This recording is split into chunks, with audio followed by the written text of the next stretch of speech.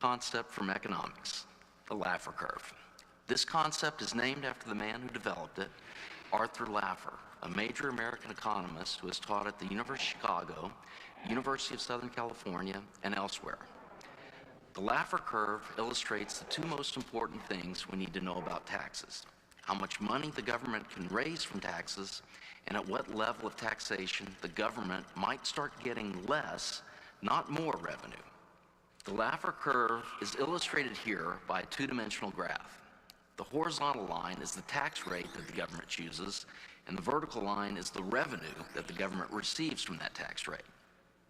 First, because 0 times any number is 0, if the tax rate is 0, then the government receives 0 revenue. Accordingly, 0, 0 is our first point on the curve. Now suppose the government chooses a very small tax rate, say 1%. The government will then begin to receive some revenue from citizens. This means that another point in the curve must be something like this. Now suppose the government charges a 2% tax rate. Then everyone would agree that it will receive even more revenue, which means that another point in the curve must be something like this. And if the government keeps raising the rate, then revenue will continue to go up, at least when we're in the low tax rate part of the graph. This means that if we fill in the curve, it has an upward slope, at least when we're in the low tax rate part of the graph. Now suppose the government charges a 100% tax rate. If this happens, then no one would work. That is, why would anyone work when the government is going to take all the money that they make? And if no one works, then national income would be 0.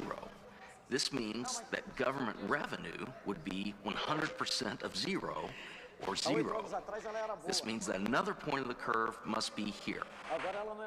Now, let's complete the curve. When we do, we see that the curve must have a hump. That is, it could look like this, or this, or this.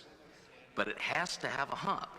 This is simply because the revenue line has to go up in the low tax rate part of the graph, and it has to start going down to reach the point we drew at the 100% tax rate. But if the curve slopes downward, it implies something remarkable, something that few of those who push for higher and higher taxes want to admit. It means that when tax rates are high, if you make them higher, you'll actually bring in less revenue to the government.